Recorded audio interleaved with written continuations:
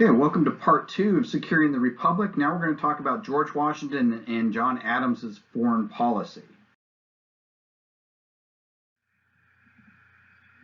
Now, when you take a look at George Washington and his foreign policy, you see a lot of realism in it. You can see it from some of the quotes from his farewell address. He says, in his farewell address, he says, "It is a maxim founded on the universal experience of mankind that no nation is to be trusted further than it can be found by its interest, and no prudent statesman or politician will venture to depart from it." This is a very realistic approach. What he's saying here is that governments are guided by their own self-interest, and so that we make sure when we deal with these foreign powers that we only trust them insofar as whatever we're talking about serves their own self-interest.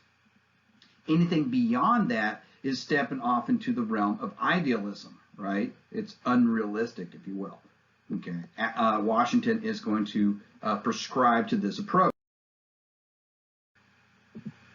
Here's some more of it. It is our true policy to steer clear of permanent alliances with any portion of the foreign world. Again, this is a realistic approach. If you get caught up in permanent alliances with other nations, you also have the potentiality of getting caught up in their problems, which doesn't serve your own self-interest, right? So there again, you're stepping out of realism and into idealism because you are not serving your own self-interest. He continues on that.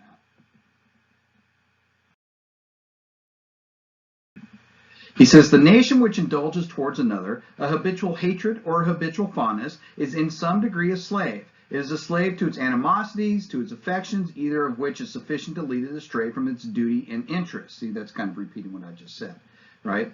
"The great rule of conduct for us in regard to foreign nations is to extend our commercial relations, to have with them as little political connections as possible. So far as we've already formed engagements, let them be fulfilled with perfectly good faith. Here let us stop," right? What is he talking about there? Well, what he's talking about is the one foreign entanglement that we already had. At the time that Washington became president, we had an active treaty with France, the Treaty of Alliance, right? It was signed during the Revolutionary War. Remember, during the Revolutionary War, France and the colonies are going to sign this treaty that says France is going to declare war on Britain and stay at war until such time that the United States gets its independence. Okay, so this is alluding to that. He says, let's fulfill this as far as possible, and then here let us stop. Okay, and he is going to do that. The French Revolution is actually going to take place during his administration, and technically, to the letter of the alliance, he should have supported King Louis XVI, but he elected not to because it didn't serve the self-interest of the United States.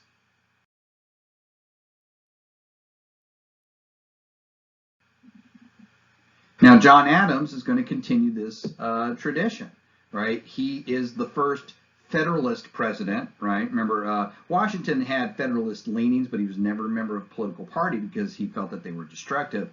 But John Adams was the first Federalist president, and one of the things that he will do is he's going to sign a treaty in 1800 called the Treaty of Mortefontaine, right? This will be signed in 1800 between John Adams and Napoleon Bonaparte of France. Now, this is going to do several things. First of all, it is going to end the quasi-war. Okay. It's also, though, going to release the United States from any of the obligations that were set in that Treaty of Alliance, right? It serves the United States' self-interest to not be caught in this foreign entanglement, and for Napoleon, he's also thinking realistically, it serves his self-interest not to be caught in a foreign entanglement either. So it's good for him to release the United States from any obligation and therefore release himself from any obligation to the United States. Once again, this is a very realistic approach. Okay. Now, Adams will sign this treaty. The Congress won't ratify it until December 18th, 1801, but, you know, it does finally release us from that one military treaty that we had.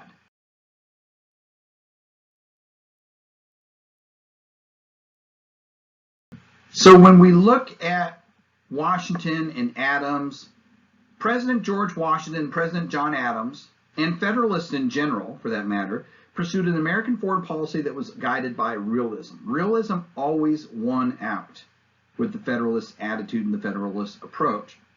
So I guess the question is what happens when 1801 rolls around, March of 1801, and we now have Thomas Jefferson as president, and of the opposite political party, which often has some very opposite political views. Is Jefferson going to be realistic, or is he going to be idealistic?